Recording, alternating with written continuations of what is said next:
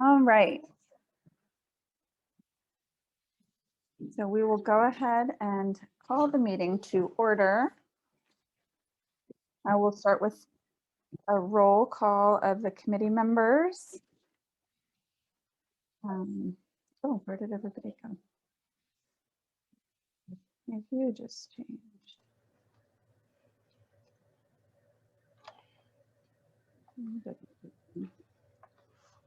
Okay.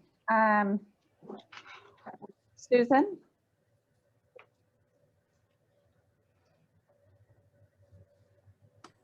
Susan Dominigini here. Great. Frankie? Frankie Boys right here. Irene? Aaron comes here. Maggie? Maggie Buckley here. And I, Chelsea Parker, are here. Oh, and Nick. Yep, I'm here. Now, excellent. Sorry, for some reason, here we go. Now I can see everyone. I feel like on any computer that I get onto, Zoom is different. Okay, I will go ahead and just read the school verse today. This is our school. May peace dwell here. May the rooms be full of contentment. May love abide here. Love of one another, love of our school, love of life itself. Let us remember that as many hands build a house, so many hearts make a school. That should be build a school, sorry. Are there any audience members here to address the committee today? Looks like it's mostly just us. All right. That takes us to 1.5 then, agenda modifications. Are there any? Hearing none, that'll take us to 1.6 to approve the minutes from February 9th.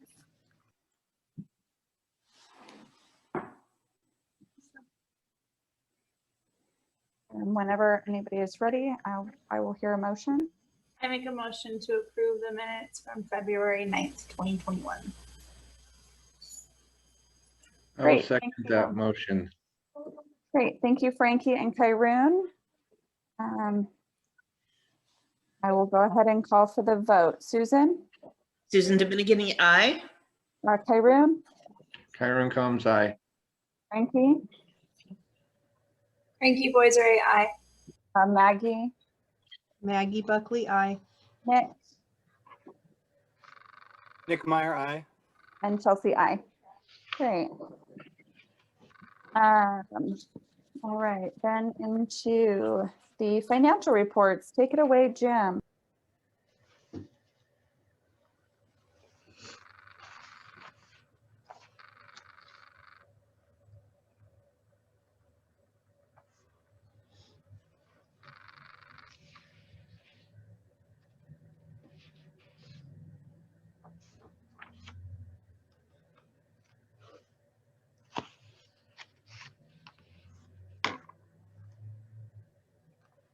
There we go. Volume okay now? All right, we have the update for February. I think two key takeaways here. The current year and then a lot of discussion about new funding. So in the current year, kind of similar, we're still talking about forecast surplus, 647,000. Same message, we're including the PPP and we want to make sure we have some reserve for the future. Although we're talking about a lot of new revenue, there's going to be a lot of new programs potentially associated with that revenue.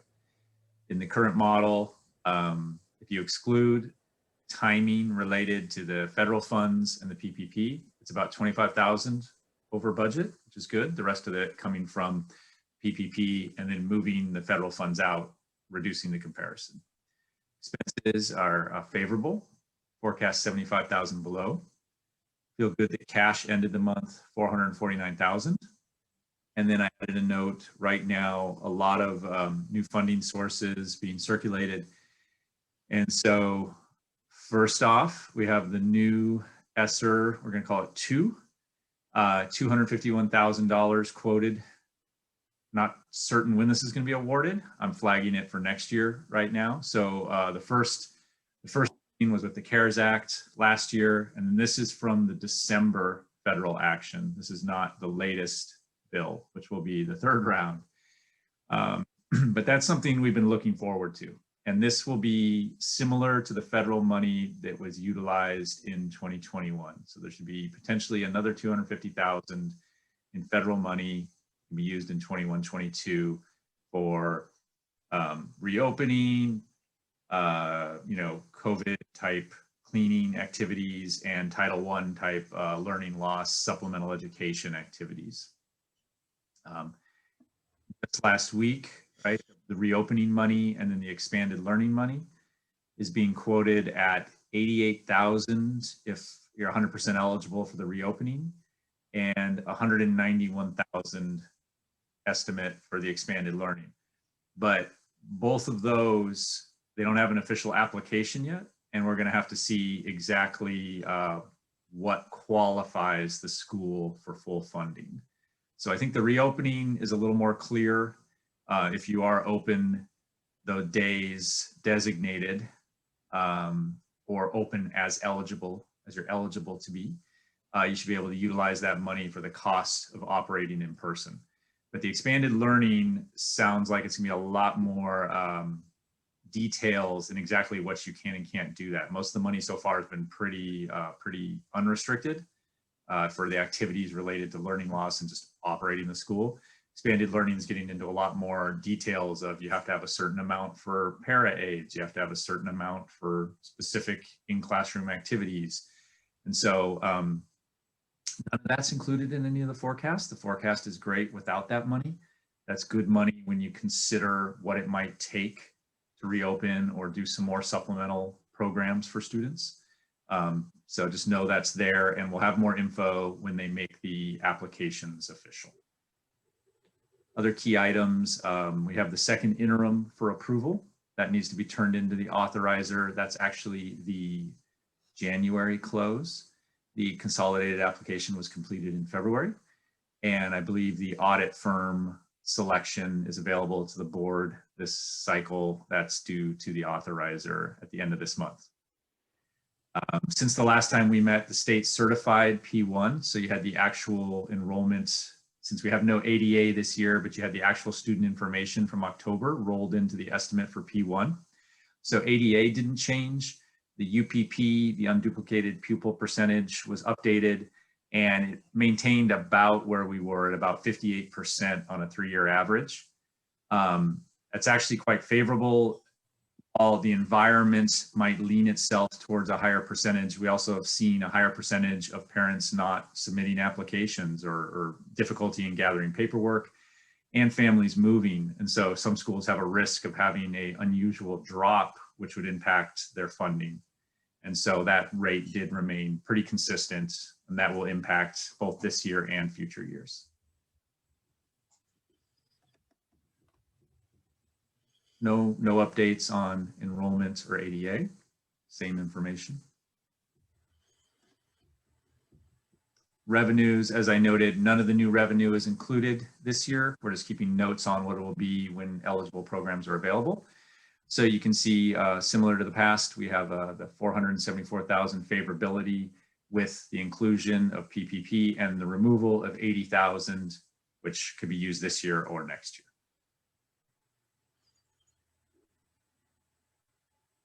Expense favorability this year to date, again, we might anticipate increased expenses, but as noted, we have increased revenues potentially to offset those.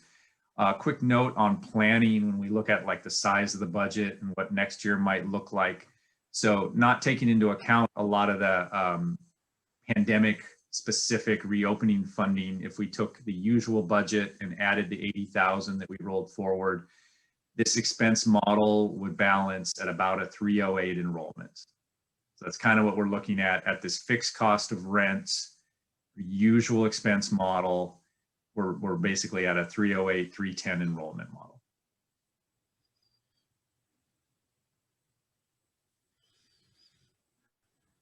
surplus continues strong, 647,000, which would bring the fund balance to over $1 million, almost 1.2 million, about a third, 34%. And the good news on cash, the deferrals are finalized. They are slightly favorable compared to the original model. That alone doesn't have a big impact on our cash planning for June, July, August, but it continues to be on the favorable side of our equation. You know, when we say forecast is at 200, that's where we want it to be.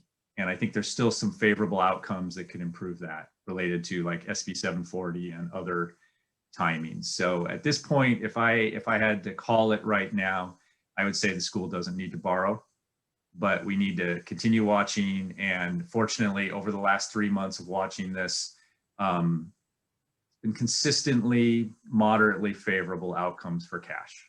And so as long as we can keep modeling around 200, we'll be happy.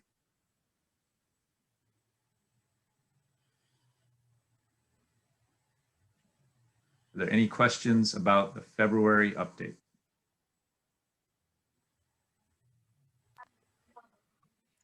Right. Hearing none, we will go into, let's see. All right, we will go ahead and entertain a motion that's covers 2.11 through 2.16, and which are all the financial reports. Just note that that also includes the point of sale transactions, which Jim did not present, but they were part of the packet. If anybody has questions on those, now is a good time to ask. And if not, I am ready to hear a motion. I will make a motion to approve items 2.1 through 2.6. Just for clarification, that's 2.11 through 2.1, or sorry, 2.1.1 and 2.1.6. Okay, just like the math curriculum I use. Okay. Right, 1.1 to 2.1.6. perfect. So Kyron, I have a motion, and do I have a second?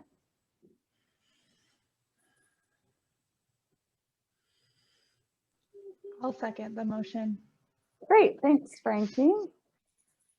So Kyron and Frankie, and then I will call for the vote. Nick, Aye. Susan, Aye. Frankie, Aye. Kyron, Aaron comes aye. Maggie. Maggie, unmute. Trying. Aye. Great. All right, that takes us into 2.2, the second interim report. Jim, are you presenting this today also? Perfect. Sure. Let's see. So second interim actually is just the formal presentation of the January forecast. We just saw February updated slightly from January, but this is the January data that you would have received last month and presented in the format for the authorizer and the state to confirm the status of the school for the rest of this year. And then they have a quick 2 years forward look, although at that time that's not binding, just for consideration that we're not turning in a report saying everything's great, but it's terrible in the next 2 years. Other than that, though, yeah, it's the same information. I can answer any questions. We just want to have authorization for Susan to sign and submit. All right. And I looked through it and the numbers looked good to me. Jim, is there anything, I mean, obviously there's some categories where we increased the budget line in the second interim and some where we decreased. Is there anything that you could see in here that the authorizers may have questions or concerns about? They'll ask about the PPP loan. Okay. Because it jumps out, right? 192% change. But other than that, and sometimes the percentages aren't, you know, if you have a small category, you know, a few $1,000s is a significant percent, but an insignificant change to the budget. Right. But other than that, it's just the changes we've discussed as we shift each month. And so I think inclusion of PPP is the only item that stands out. And I've had lots of practice explaining that to authorizers. I imagine, you know, Chico Unified won't be too surprised by that, considering, and I would expect that we're not the only charter school in town that's received it. I would hope not anyway. Nope. And Chelsea, the PPP was something that I checked in with Jacqueline before we got the loan, because that's part of our agreement. Right. They know that we've done it.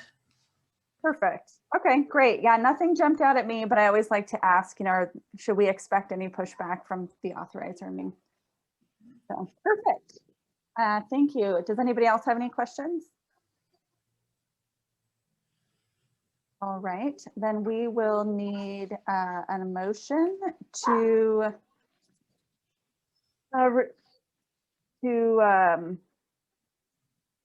request that the board, or yeah, to encourage the board to approve the second interim.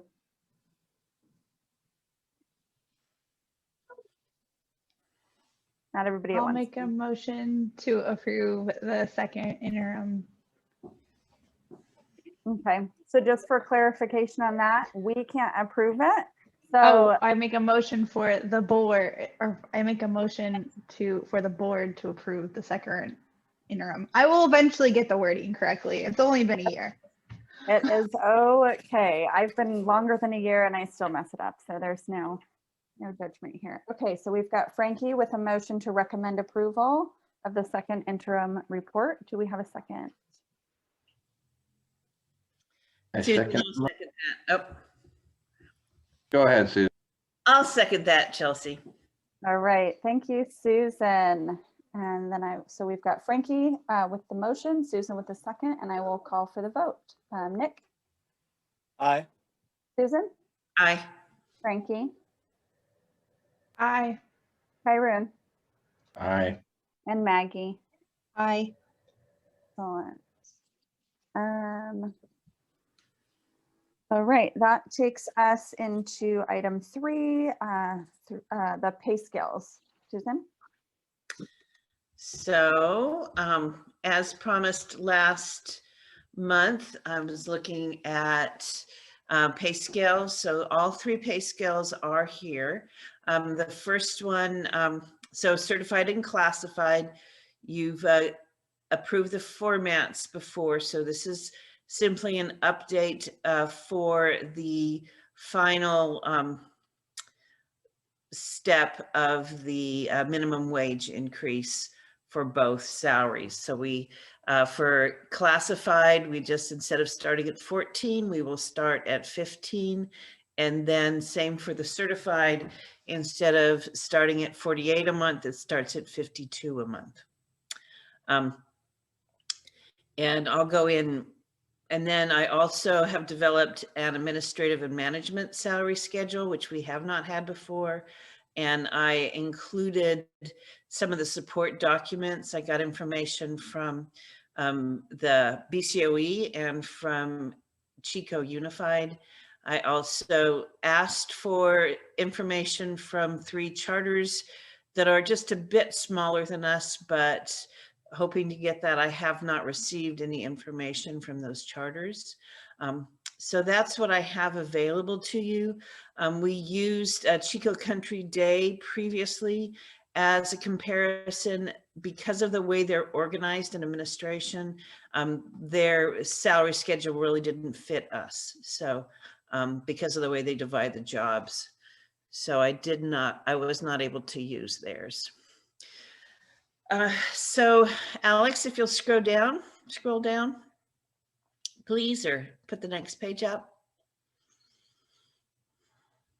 So this is the proposed of for the directors and the the management team. So the way these work and the way I'm presenting it here is really, there's an adjustment at times for the number of days worked. So an administrator, whereas a teacher works 182 days, administrators work more days than that. And so this goes from 190 to 220, which is the usual maximum. And then you have a daily rate there.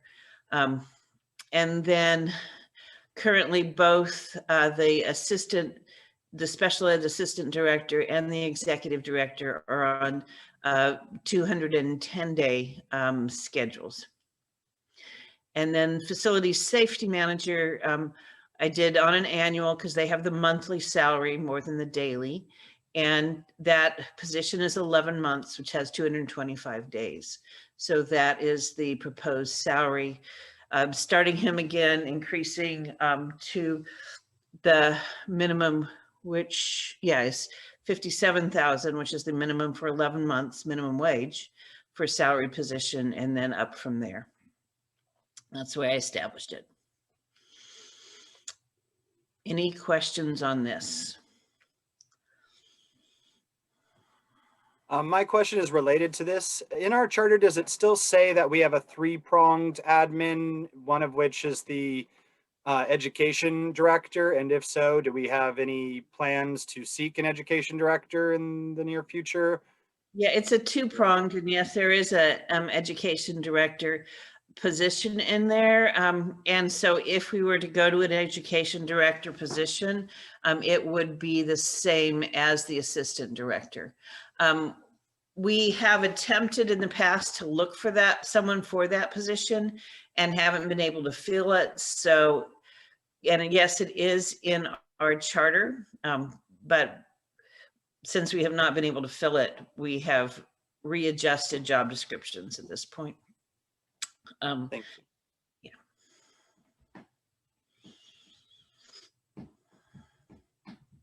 Well, Susan, we know you work 365 days a year, so I'm okay with this.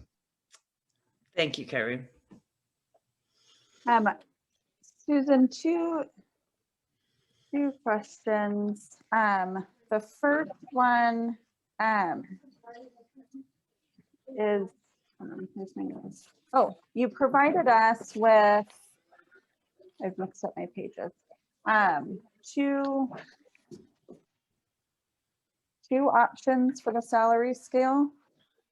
One with for the teachers, yes, sorry. We can roll on, if you don't have any more questions on this one, we can go to that one, Chelsea. I'm sorry, I thought this is kind of all of them at once. But my question, I guess it does kind of pertain on both. Because on the executive director and assistant director salary scale, what is the % increase in the steps? Oh, It good. doesn't- I don't have that number. Okay. I would have to go back and calculate that, Chelsea. I'm sorry, I don't have that on the top of my head. It's okay. I just wasn't sure if it was, because you have the daily rates here and just what the % year over year increases in comparison to, where we're set as we look to set the other salary scales with the equitability and the percentage increases. I can work that out for you. I just. Chelsea, which one are you looking at where you need the % increase? Thank you, This one right here that's up on the screen, and I appreciate it, Kyrone. But just what the % increase of the assistant director and executive director between the steps. Oh, okay. All right. Give me a second. It's so good to have you on this committee, Well, Kyrone. It's an exponential thing. Hold on. Okay. Lightning quick. Just give me a minute or so. I don't want to give you bad math. I can play the Jeopardy music while he figures it out, if that helps. No, you guys can keep talking. Alex, why don't you roll on down to the next, the teacher's salary, if you could, yeah, because I did two options for this because of, just because of the overall cost. So this is the current one. Mhm. And then the second one is the way that we did last year is we have 3% across the columns until the last, and a 5% annual rate. So that is the first one I am presenting to you as an option. And then the second one is, I believe, with a 2% annual rate. And those are just the two options. We can go anywhere in the middle of that too, but just letting you know that there are two options here. As we the increase from last year to next year towards the top of the scale, I start getting nervous about budget. And so that's where it is. We haven't gone through the process with Jim of doing how this will affect the budget. As you can see, we have an unusual year as far as additional funds coming in. So again, planning this for our future. What are we looking at? So those are two options that I'm presenting from that. And then if you'll go down to the last one, and we could just look at the classified salary scale also. So this would be what would start, and what we've done in the last two raises is we started this in January when the requirements come in, and this would be at $15 an hour, moving from $14 to $15 an hour. So the first column, first row gets a $1 an hour raise, and then it works out from there. So both the assistant director and director are roughly a 1% increase per year. Okay. Thank you for that, Karun.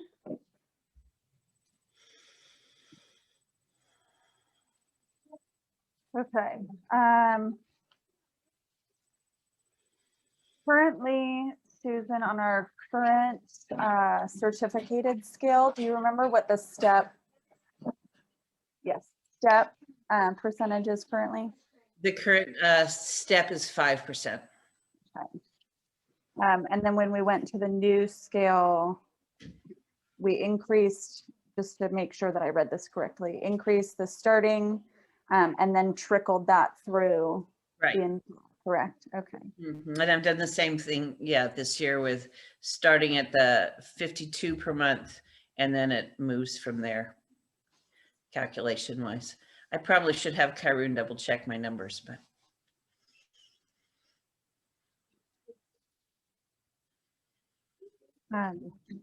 Okay. Does anybody have any questions? Well, I'm definitely looking at the option A for 21, 22. And I mean, is that something that is sustainable? Because some of those salaries get pretty large. Yeah, I have the same question. Yeah, and that's the question. It's hard. It's hard to answer right now. I mean, yes, as we get up there at 5% a year, we get up into the 100,000s at 20 years. That's a pretty high salary. And comparatively, the admin salaries are not necessarily that high. So that's really the question. And that is the question, Karun, and that's why I bring it forward in the two different options. We are now our starting salaries are the same as the districts within that same range. They've had to do the same things as far as wage increases because of the minimum wage. So we're very much aligned with them. But what's the long term as people continue? That's the question. That's why I proposed to. I do. I share those concerns, especially looking at like our current salary scale, topping out in the fourth column at 81,000. And, now this with the 5% increase, it's topped out at 166. I mean, that's more than double at the top end, which definitely concerns me. I mean, we want to keep our teachers, and we can't do that if we can't afford them. Do we Yeah. know where, like, how much of an increase the second, like, option A would, like, increase how much we have to pay teachers currently? Like, would it affect the budget a lot? And then, because we're talking about moving too, and that is going to be a huge increase on our budget of buying a property, which of course we are wonderful with fundraising, but I don't want to put us in a spot where we're like, okay, well, we just moved, but you 3 teachers cannot work here anymore because we moved and took on this extra cost. Yeah, and the salary schedule A, I presented it because it's the structure that our current ones have, and I wanted to make sure I was doing a comparison. You also are starting to pay administrators less than your teachers very early in the game on this salary schedule. A Waldorf teacher would be paid more than an administrator by year 10. So.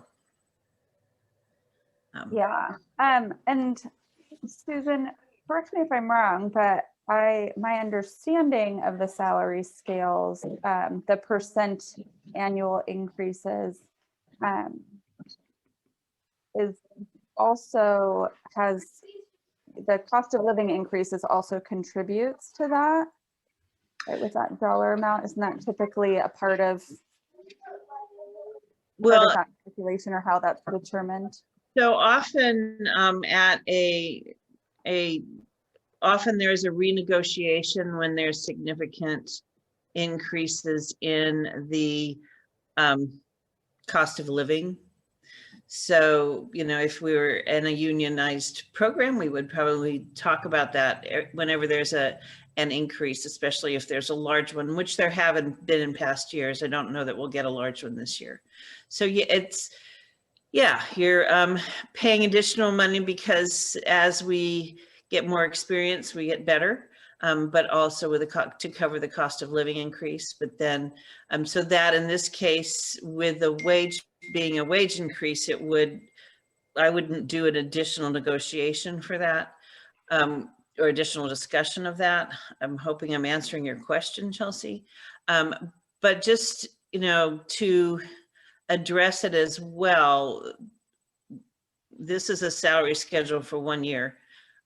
We can make that adjustment and increase in years in the future if we want to go back to and look at that again. No, sorry. I'm sorry. I think I didn't phrase my question very well. I was thinking that part of that year-over-year increase, be it the 2% or the 5%, part of the thought that goes into that, or like the deciding of that number, has to do with like the ensuring that it at least covers the average cost of living increase. And then obviously over time, or with larger increases, then we bring the whole scale back and discuss adjusting the whole scale for cost of living.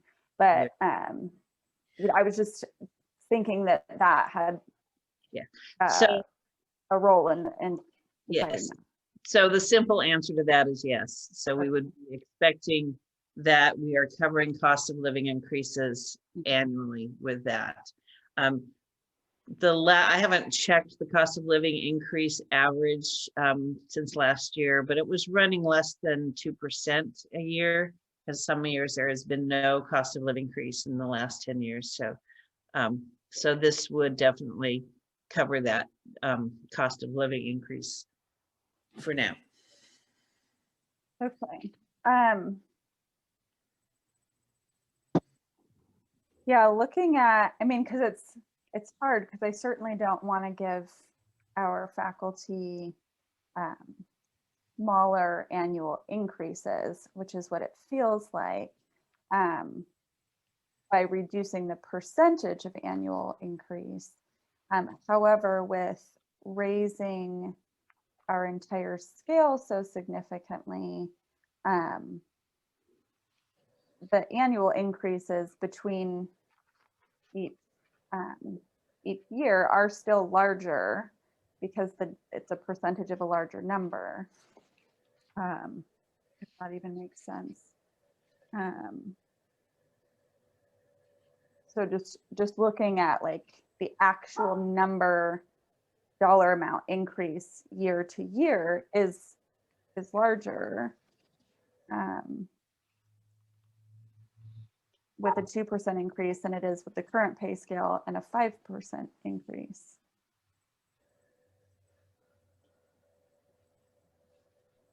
Mostly just processing out loud. Susan, are you requesting that we make a recommendation today, or is this a starting point for continued discussion? So the decision does not have to be made today, but it would need to be made next month as we solidify our budget. So if more time is needed to think about it or more proposals, that's fine. We can wait until next month. So we're bringing it up now so we can have it taken care of before we start the budget. Will we have a more final decision, or more final, not decision, but of like a plan of us moving? Like, will that cost be solidified by next month so that we have more like future looking? So Frankie, we need to hold that conversation in closed session, which we'll have a little later. Okay, yeah. Okay. No, that makes sense. I'm like, I want to make a decision, but I also want more information about all the other things that we're going to have to budget for before I'm like, yes, this sounds great. Like, I would love teachers to make so much money. That sounds so wonderful, but I don't want to be us to make a decision and then us having to retract that decision due to other decisions. I'm trying to say that in as much roundabout way as possible. Susan, And oh, go ahead, Frank. No, please go, Karen. Well, since these schedules are so far apart in money, could we maybe look at a 3% annual raise schedule? Because I don't think that would look nearly as dramatic as the 5%. We certainly can, Karen. That's Okay. not a problem. Susan, I would also really like to see with the 2% and the 3% and any proposed scales, what the budget impact would be, from just our current scale to the new scales and what that number looks like. Obviously, we may hire teachers, still have the opportunity to choose other employment, so there could be fluctuation, but I feel like since we're, teachers are on the scale and in placing them in the same place on the next scale, the next step, I guess, because they would actually all increase a step, what that looks like for our budget next year. Nick? Not a problem. Glad to do that, Chelsea. Great, thank you. Mhm. So my first question is, it looks like there's no raise from year 1 to year 2. Is that accurate? That's correct. And what's why? First of all, it mirrors the district is what they do. And second of all, because the first 2 years a teacher is still at an at-will and is considered to be in training. So the additional funding for their employment goes towards their training, the induction program in those first 2 years. So they're being helped with like BITSA or whatever it's called now? Correct. Mhm. Awesome. And Susan, we also employ teachers that have yet to earn their credential, correct? Or like, Yes, we do. We have had and do have intern teachers. okay, thank you. Mhm. And then the second question I had is, could a scale be constructed where, say, like up through year 10, it's a 4% increase, and then from year 10 on, it's a 3% increase because of what Chelsea was saying of that as you if it stays that same rate, it's awesome, but the increase each year is greater, which is good, but ultimately, as much as I want to, $166,000 by the end, I don't know if that's necessarily the appropriate Yeah. range, but. There's a couple ways we can do that, Nick. We can do some sort of and there's different,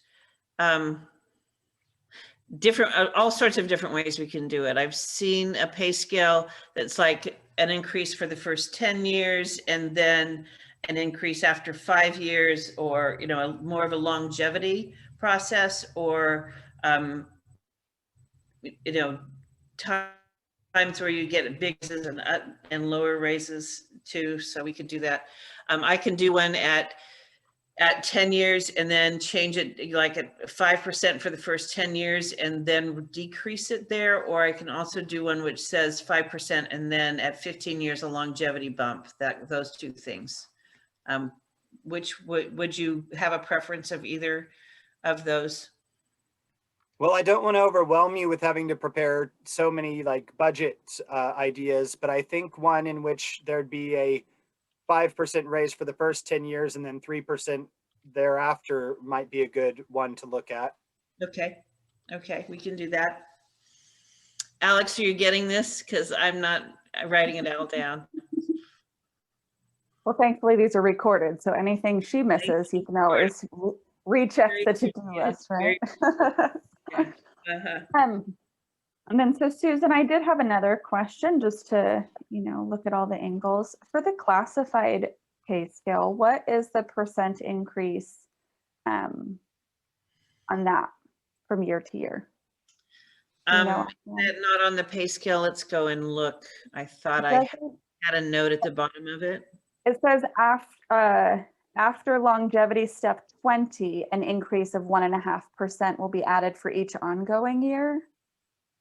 Okay, and that's all it says.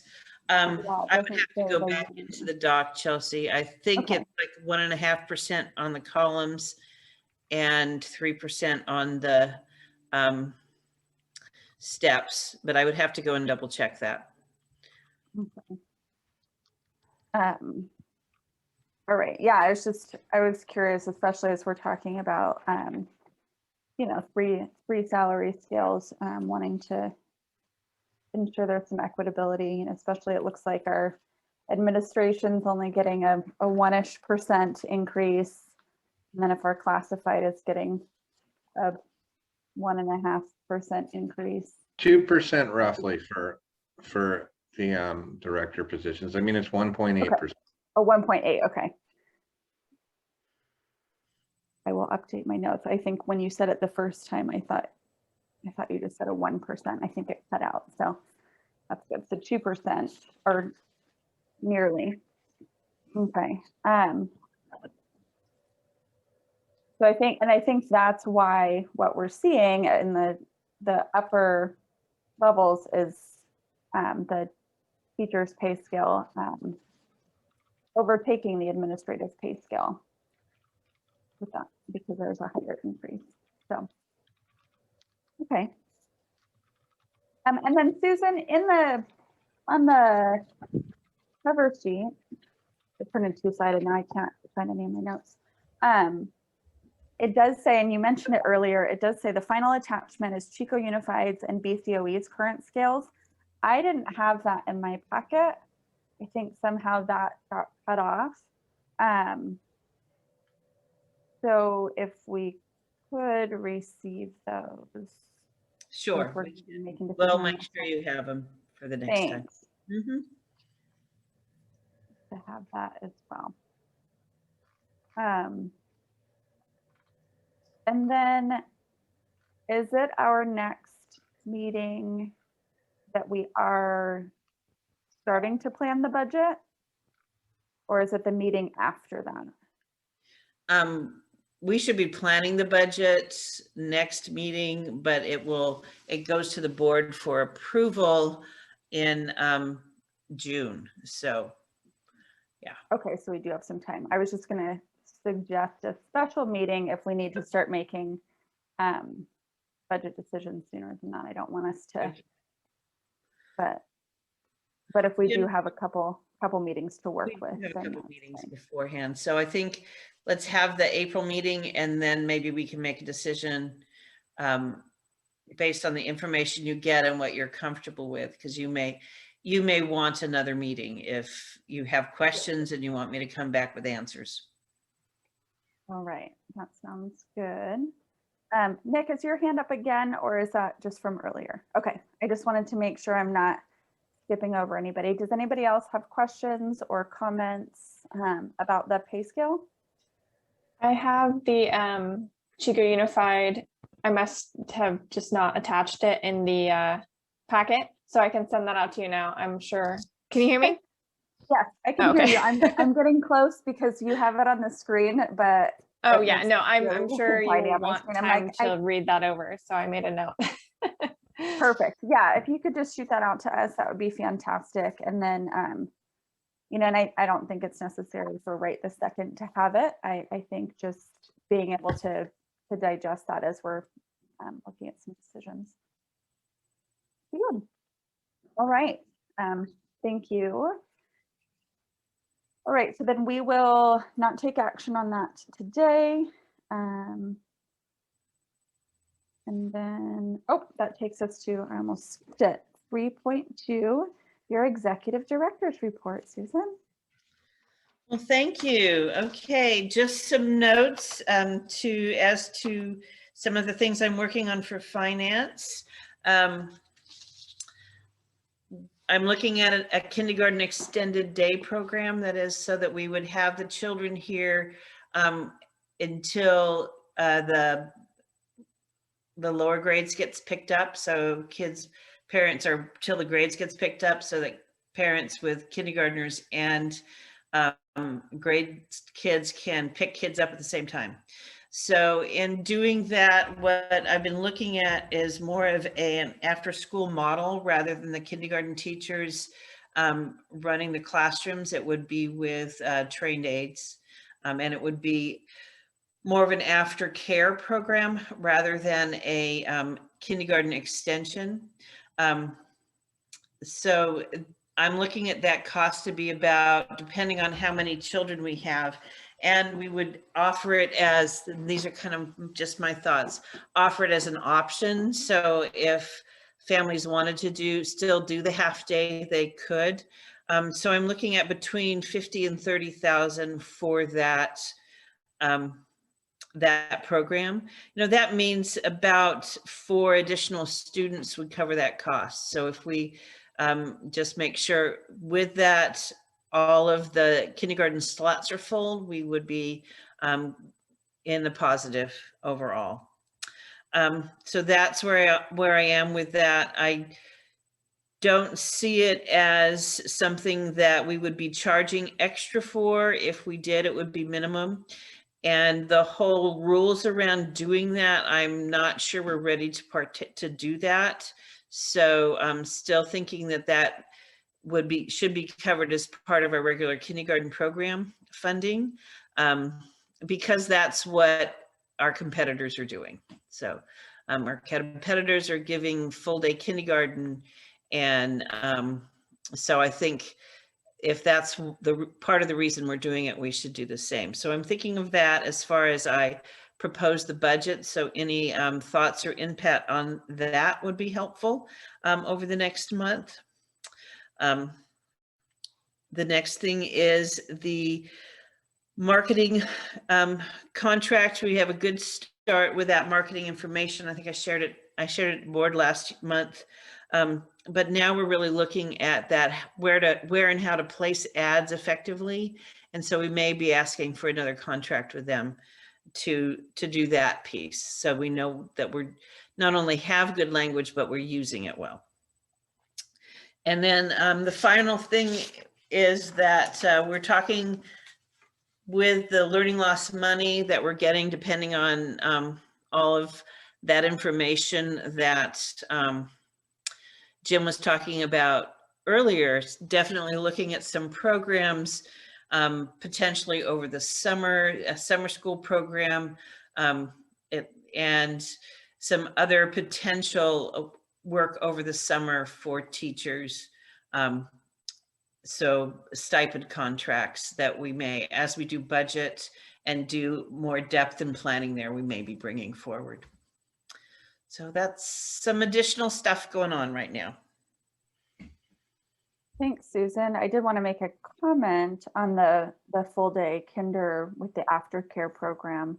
I think, and I know I've told you this before, I think that's a great model. I think it really allows parents who want the traditional half-day kindergarten to still get that without feeling like their child is then missing out on the rest of the day of kindergarten. But it also addresses the need for a full day program for the families that need that. In addition, the card after school program in schools that have a full day kindergarten is the cost for kindergarten parents is much lower than at our school where that there's a few hours added to that. So it also, for the parents who need the even longer extended care, does bring the financial impact down. So so I think that's something that's a positive with offering this as well. You know, we do have a lot of working families in our community, and I think a lot of times, unfortunately, I mean, it was a factor for myself as well, is what your schedule can bear. So there's what you want for your children, what school that you would love for your child to go to, and then there's the school that's almost as good as the one your kid would love to go to, but it works with your schedule. And if we can be both of those, I think that really makes a huge difference. So thank you for that work. Thank you. Does anybody else have questions or comments?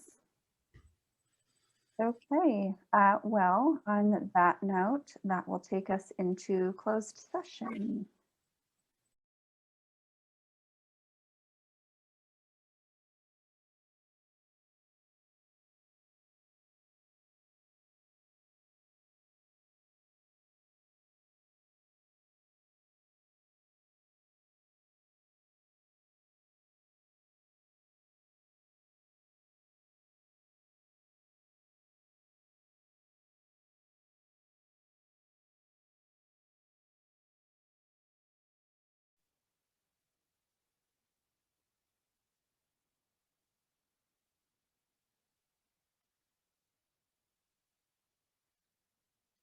Alrighty, welcome back, everyone. So for the record, the report out of closed session is that no action was taken, which takes us to item 5, next meeting, Tuesday, April 16th at 4:15 p.m. That is actually Tuesday, April 13th. I apologize again. The 16th is a Friday. I just double checked the calendar and I was wrong. So just so everyone Thank you knows. for that, Alex. Okay, so we'll see everybody Tuesday, April 13th at 4:15 p.m.